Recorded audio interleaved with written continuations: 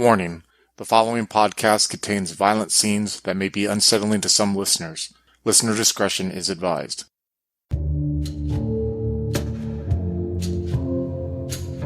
The post-Civil War landscape of the American West offers escape and opportunities to many new immigrants who come to the country's shore.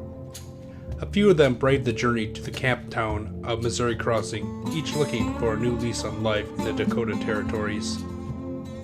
Join the settlers of Missouri Crossing, including Gregory Smith, played by Joaquin, Sister Margaret Miller, played by Monica, Bjorn Hagman, played by Chris, and Craig as the Keeper of Arcane Lore, as we explore the horrors that await us on Down Darker Trails.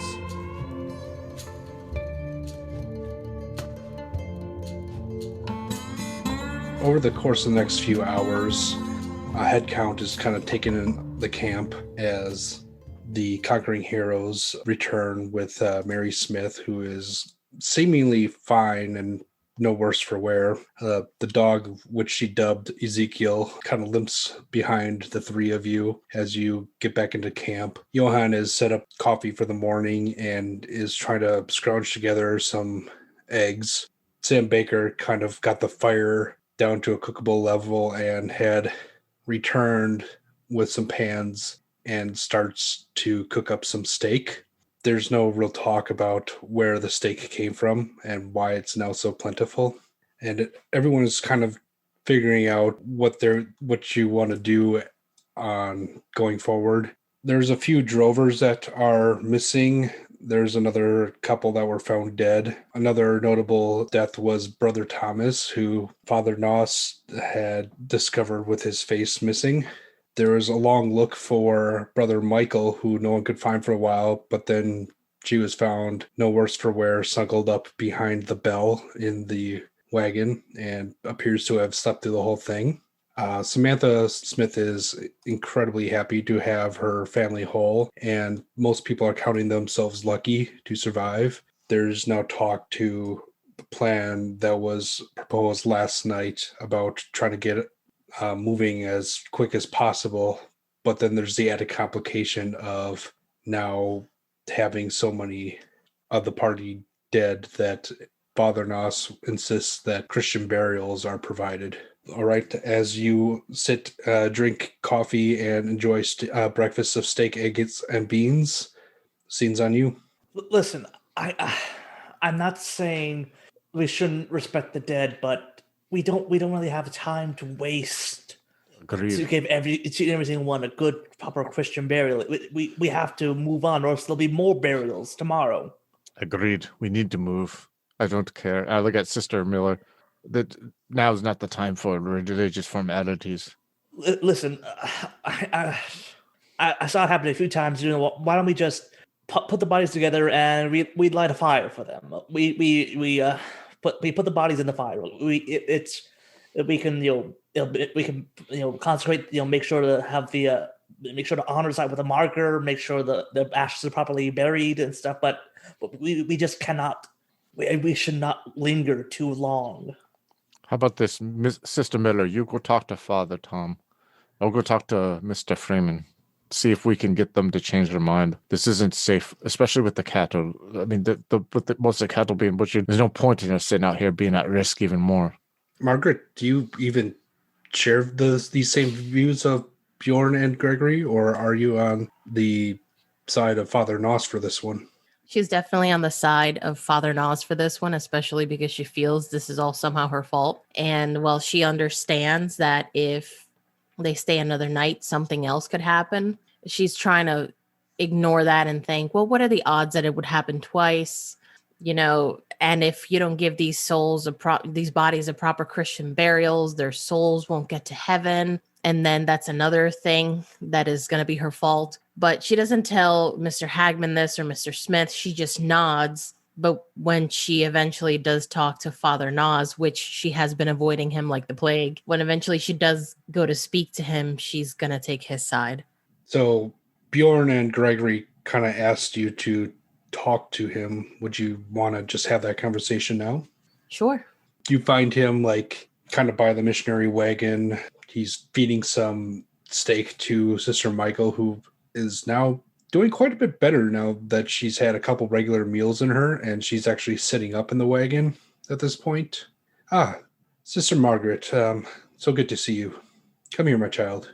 Margaret walks up to him, but the second that his voice is directed at her, she begins to kind of very mildly just crump up her skirt with her hands out of nervousness. She's been avoiding him because she knows she has to confess and she has to receive penance, but she just doesn't know how to tell this man who's been so kind to her that, she's brought this evil here. So she walks up to him, her eyes are on the floor. She's been kind of fasting this morning. She's being extra Catholic, reading and holding her rosary around her neck. So she walks up and says, good morning, Father.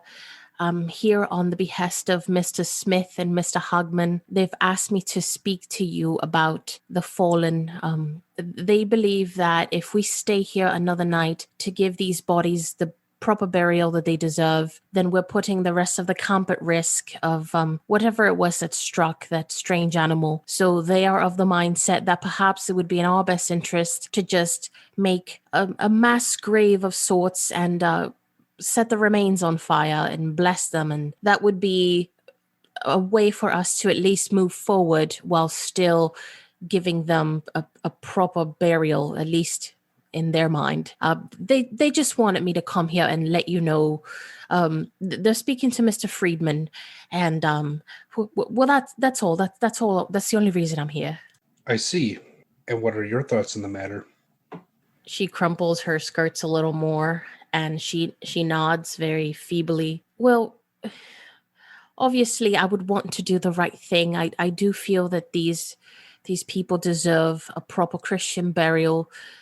It is, of course, as the Lord wills it, we would want them to have their best chance at getting into heaven, and it would be quite remiss of us to not do right by the good book. I do feel we should do the right thing. If we all pitched in, I don't see why we couldn't get it all done before dusk.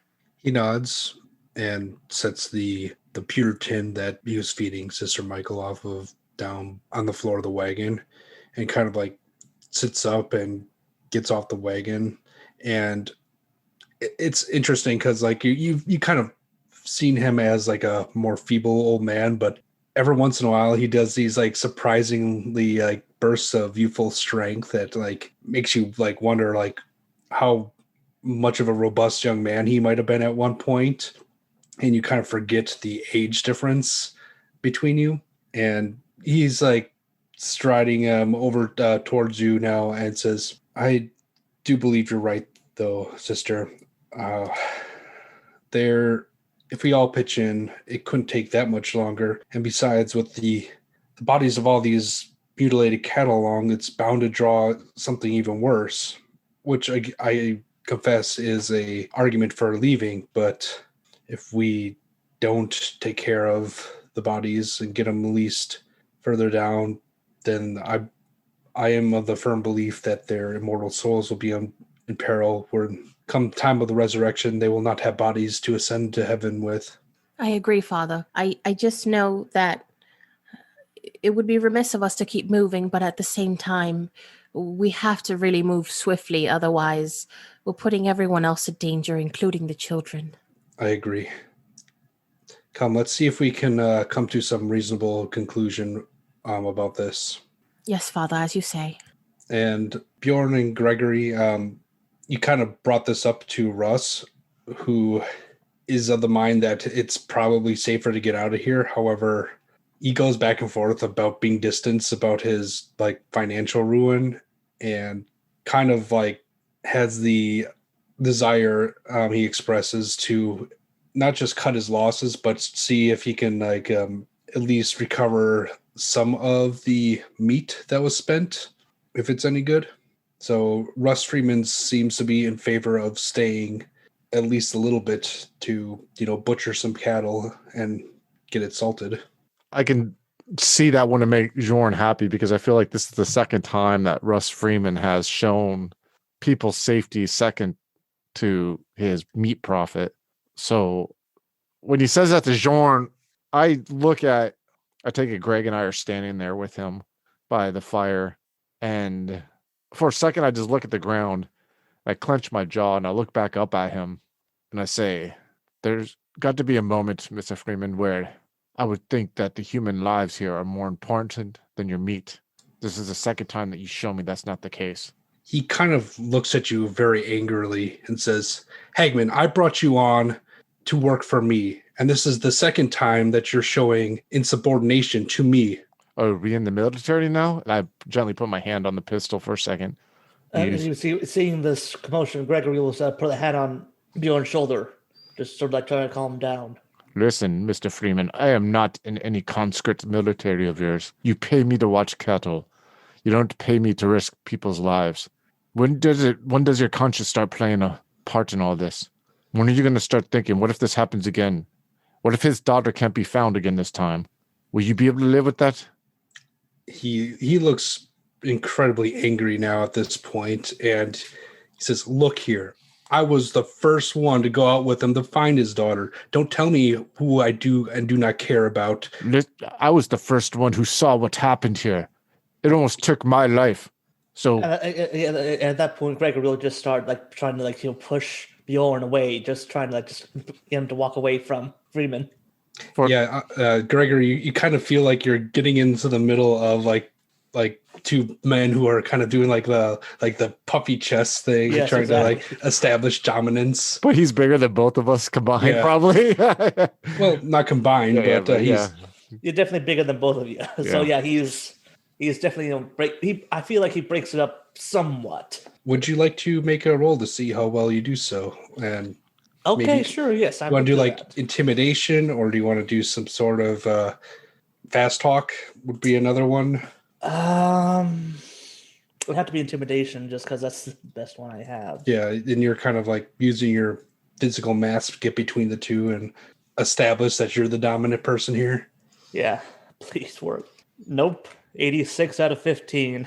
So Gregory tries to intervene between the two of you, which only fires up Russ even more, and words are exchanged, and before you know it, Bjorn, you're kind of in a three-way shouting match at this point. Yeah, I realize at this second that I'm not going to change this man's mind. So I look at him for a second. I stop him if you want to put people's lives at risk, then go on ahead. I'm going to take who wants to leave, and we're going to go. And if I get there to that town before you, you're goddamn well straight. I'm going to tell people about this shit that you pulled, and that these people's lives were not more important than the goddamn meat that's on the ground there. I turn around. I try to scream for my son. You know what I mean? Yawn! I'm screaming as I'm storming off towards my gear. So Gregory will turn to Freeman and just, I'll talk to him. God damn it, we cannot. If you're talking to him, tell him that his services are no longer needed, and he should return that horse to me at once. Yes. I'll go talk to. God damn it. At which point, Sister Miller and Father Noss show up. And he'll just Freeman, Father, and he'll try to take back his cursing and then bow and to go after Gregory. Bjorn. What's going on here? She asks as she kind of approaches with Father Noss. Mr. Hagman, is everything okay? I'm just storming off. You probably don't even hear. I'm all I look at her for a second and I stop actually. I'll he thinks that your life is not as important as the meat that's on the ground there. I'm getting my son and I'm getting out of here. You can come with me if you want. I'm going to go to that town. And when I get to that town first, I'm going to tell every single person there about this son of a bitch and what he does and how he thinks it's the second time that there's meat more important than you, me, or anyone else here.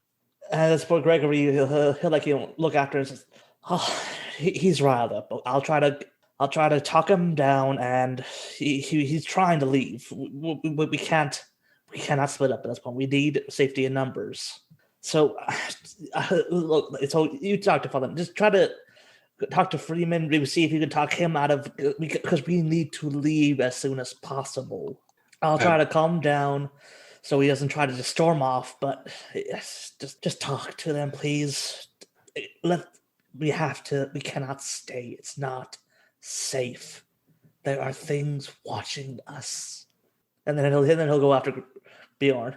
Margaret, you're left standing there as Russ Freeman is just kind of watching his possibly former employee and Gregory just kind of storm off to have a conversation, and the big dark-skinned cowpoke kind of crosses his arms and then realizes that he's now facing two people of the cloth and uncrosses them real quick and then crosses himself with the sign of the cross and says, excuse me, sister, father, what can I help you with?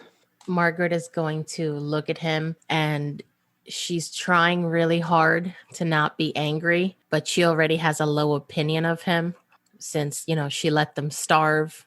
And, Mr. Hagman was upset once, he's upset again, and she sees him as kind of a virtuous man. So she looks at Mr. Friedman and says, well, I do agree that something terrible has happened here, and we do need to move on. These bodies deserve a proper Christian burial. But aside from that, perhaps, when was the last time you read the Bible? For the Lord says, keep your lives free from the love of money and be content with what you have. Because God has said, never will I leave you, never will I forsake you. For whomever loves money never has enough. Whoever loves wealth is never satisfied with their income. This too is meaningless in the kingdom of heaven.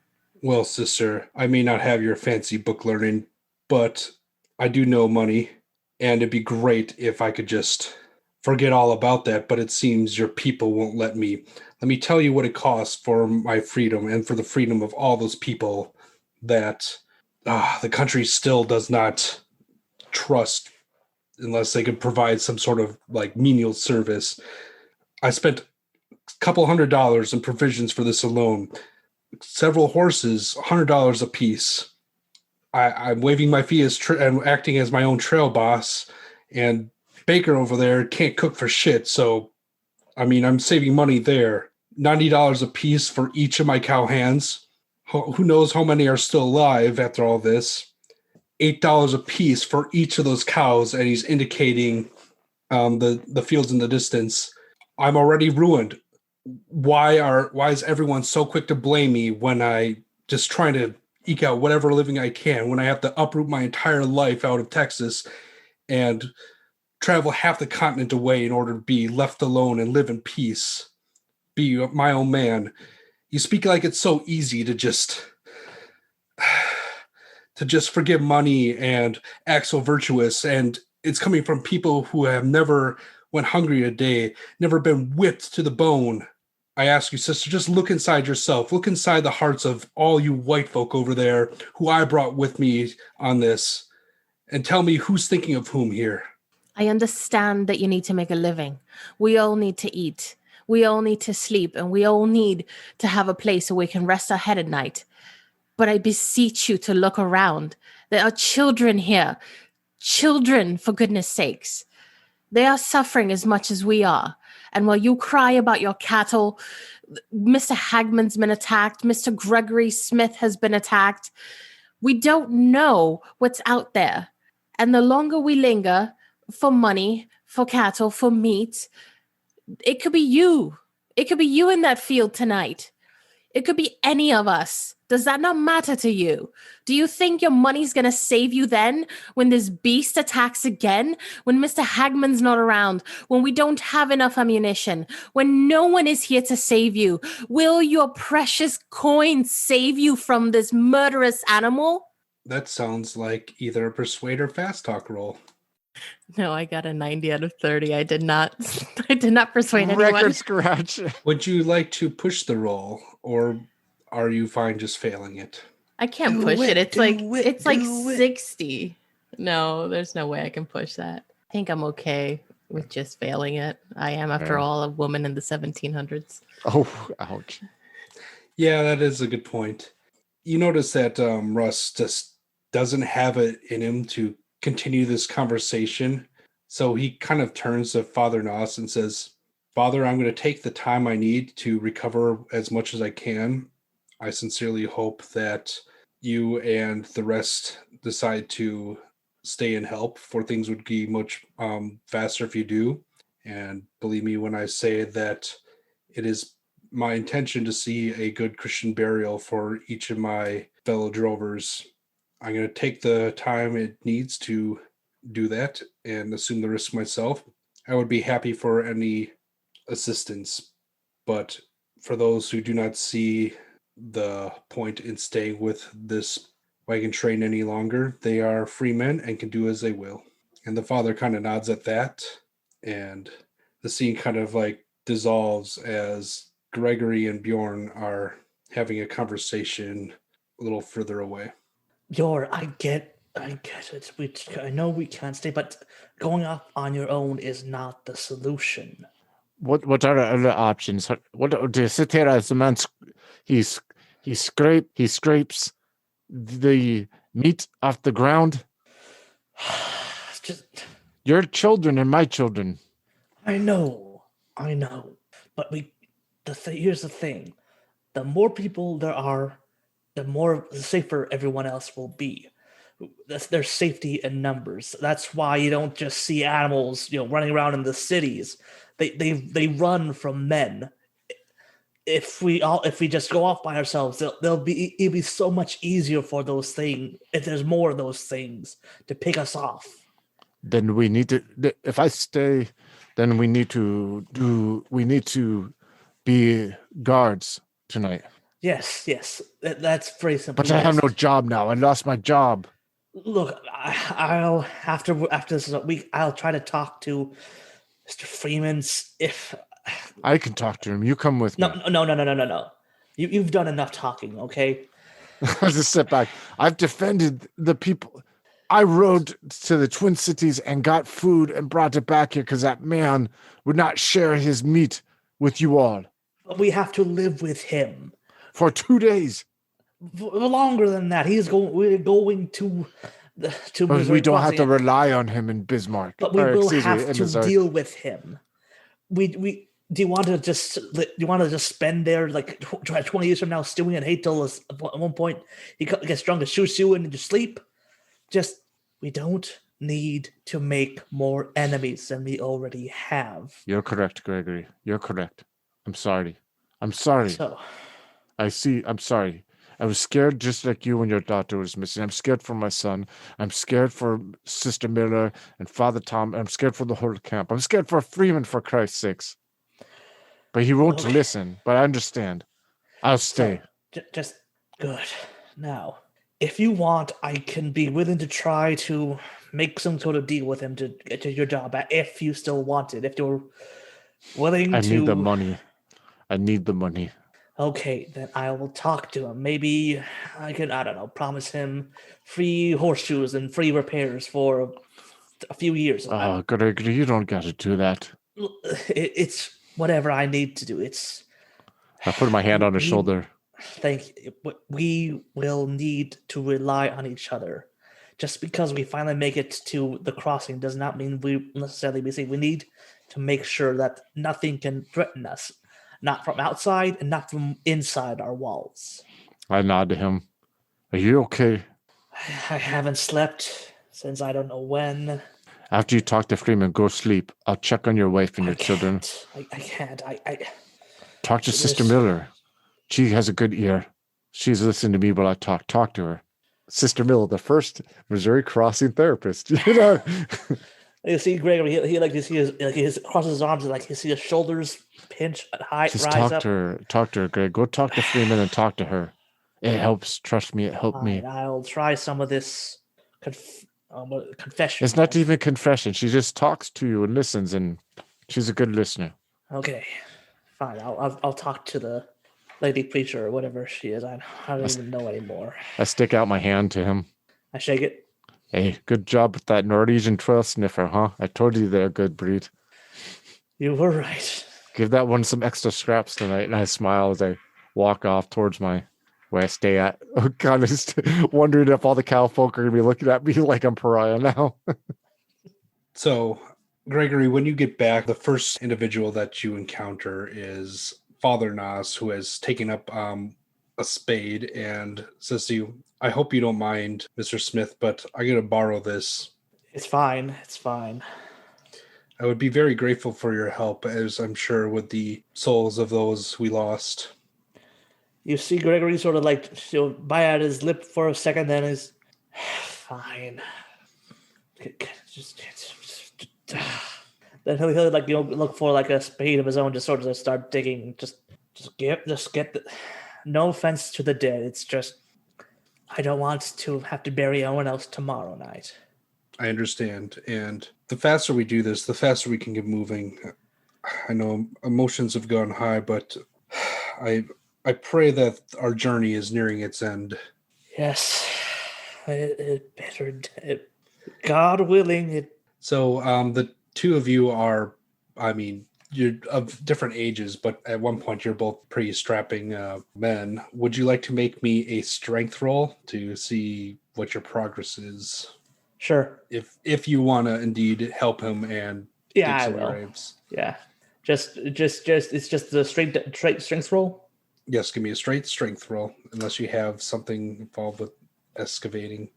No, I don't think I got 55 out of 65. All right, you are making pretty good time between you and the priest.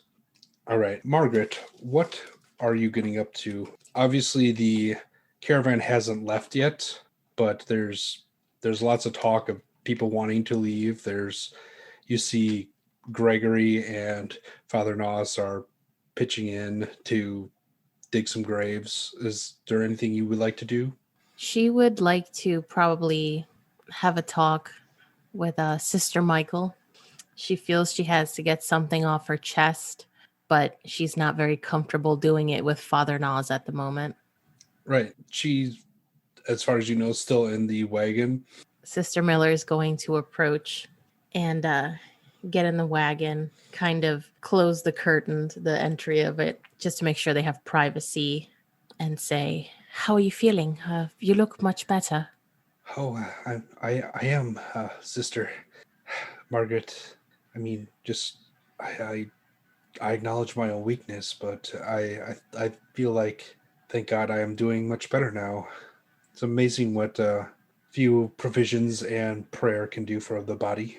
Yes, I've been praying for you every morning and every night, and I know that Father Nas has been here taking care of you.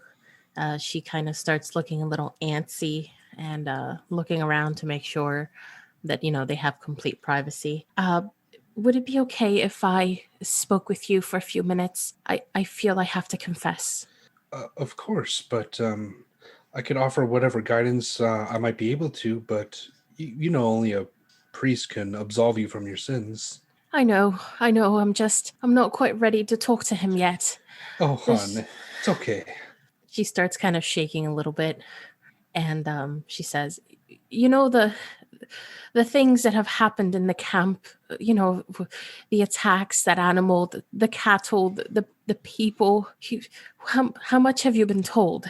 I was told that maybe it might have been wolves or coyotes did quite a bit of damage to the camp, but I hear that Mr. Smith and Mr. Hagman were able to drive them off, and they were able to find little Mary and her dog. And I mean, I haven't seen Thomas for a while, but I'm sure he'll be along to fill me in on the rest of the details.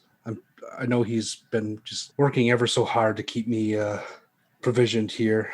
It wasn't wolves. It wasn't any of that. And she starts shaking a little more now, to the point where her teeth are chattering a little bit. My confession is I think that there's a great evil that has befallen us, and unfortunately I think I'm the one that brought it here.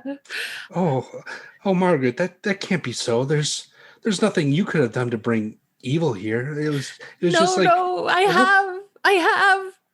Oh, Mother Superior was right. I have lied, and I am filled with sloth, and I have looked at a man through the eyes of a woman, not through the eyes of a woman of faith, and I yelled at Mr. Friedman about his greed. I'm filled with wrath and lust and sloth, and I am the epitome of walking sin, and I am a plague upon this camp. She grabs your hand as your tears continue, and kind of looks up and meets your now watery eyes and says, "My dear Margaret, that that just means you're human. It's not just being human. I'm supposed to be an example for others, and I can't even look at Mr. Hagman and not have these thoughts and those cows. I saw them, Sister Michael, that they were not killed by wolves. They were murdered but not eaten. And I've heard the men speak that their bodies without faces, without limbs. This is not something that would have happened naturally. This is sin. This is Satan, the great deceiver. The Prince of Lies is amongst us like a blanket strangling us all. And if we stay here another moment, we'll be next. I don't know what to say there. And she crosses herself at this point. Perhaps if we pray together, yes, that would surely get you back, Satan. And like you notice, like she's kind of turned a bit red, and like it's feeling a lot more stuffy in the back of the wagon, and the sun started beating down, and you kind of realize now that you're actually sweating quite profusely from your emotional deluge that you sprouted. She's gonna bring out her rosary with her shaking hands, just take it right off her neck and hold on to Sister Michael's hands and just start praying and praying and sobbing as she prays, feeling like it's some sort of cathartic release. Like as she, prays and she sobs, that maybe through her tears, the sin will just leave her body.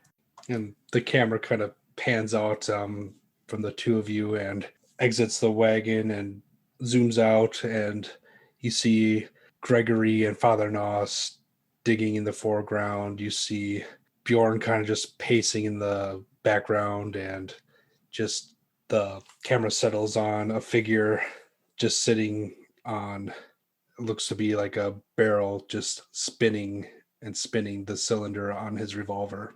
Bjorn, what are you doing? What is Johan doing right now?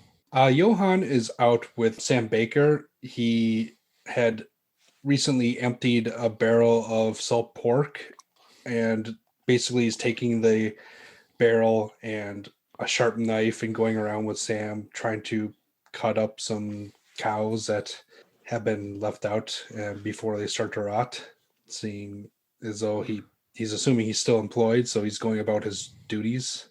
Yeah.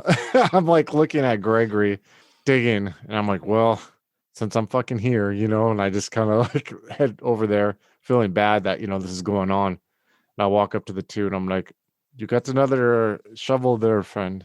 I'm pretty sure there's one around somewhere. I believe I saw a pickaxe near the wagon.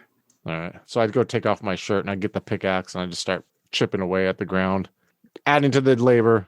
And as I like in one mid swing while Gregory's like digging, I'm like, so how did that talk go? And I just kind of look at him.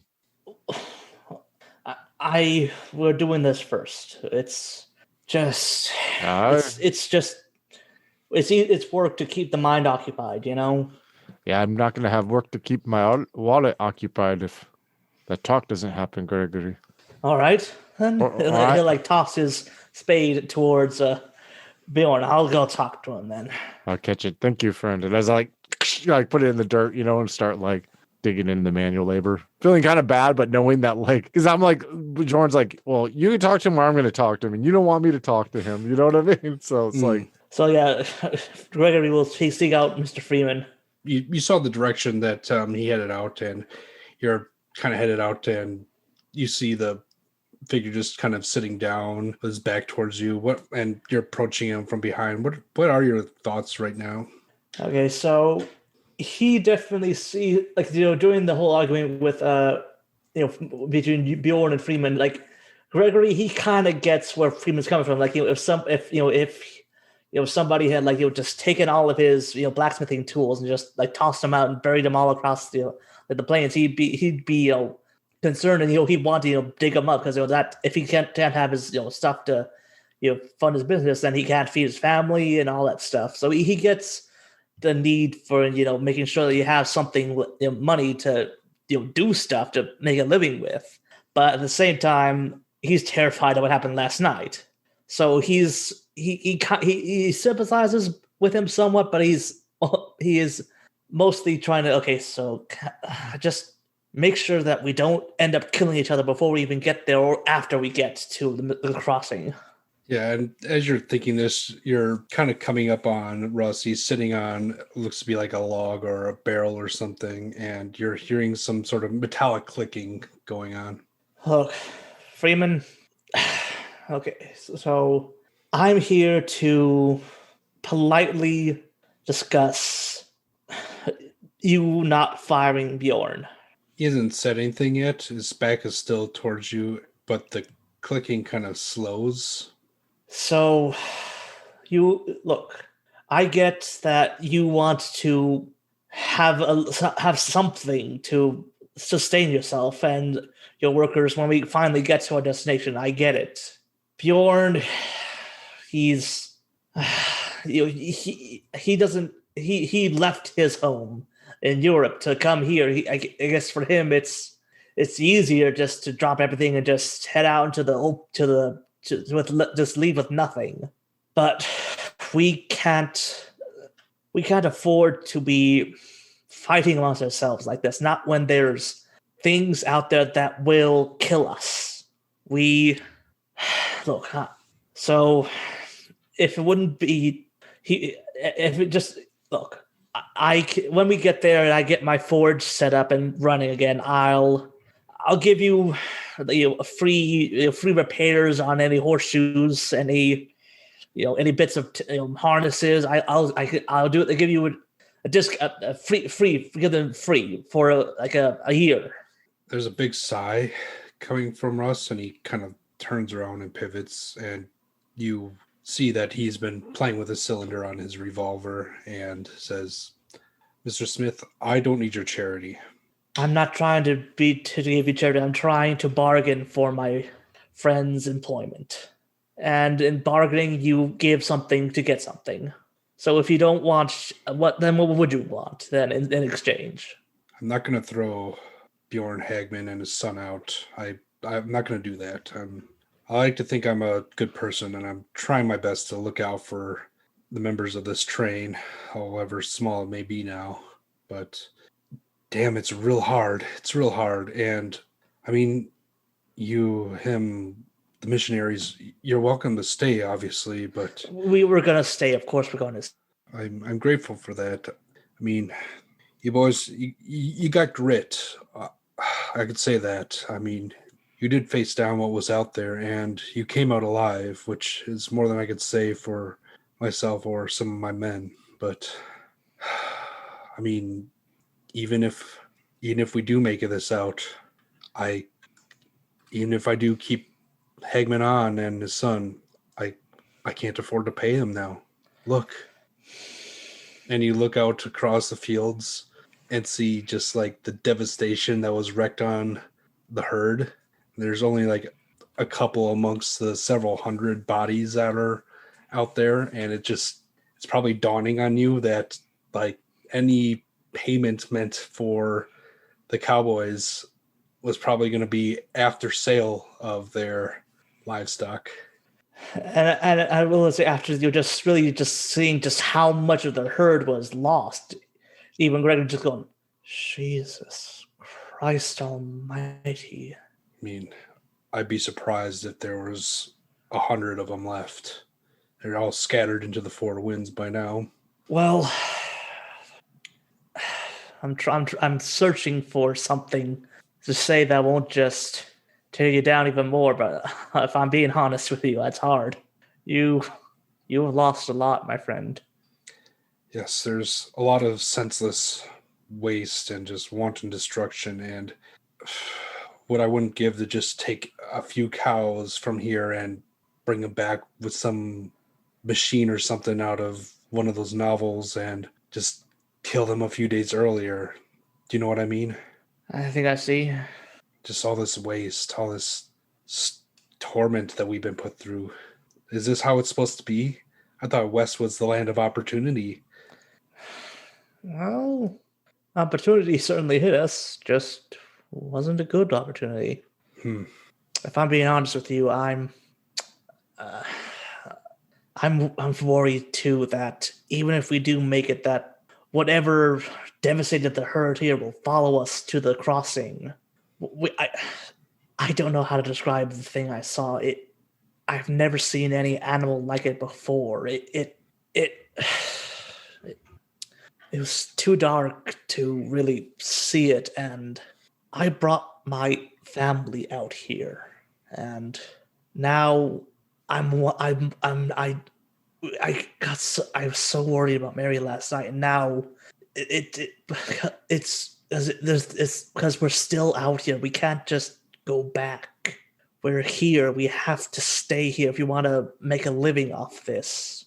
But it's just we have to do with what we have.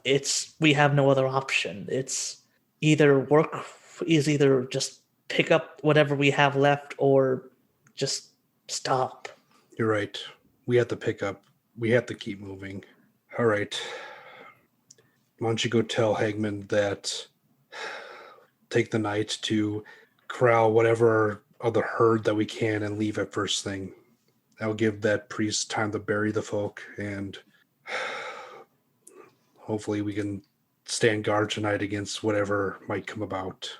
Maybe you'll make up your money in wolf skins or something. I don't know. When they come... Trust me, they don't sell that much. Pity. Goodbye. And as you walk away, you see him turn the cylinder of his revolver a few times, consider it, and then put it back into its holster. If you like the style and feel of Missouri Crossing, then you'll like Deluded. Set in 1848, Deluded follows a coterie who have set themselves to find out who is behind a mysterious tonic that plagues the kindred society of Victorian England.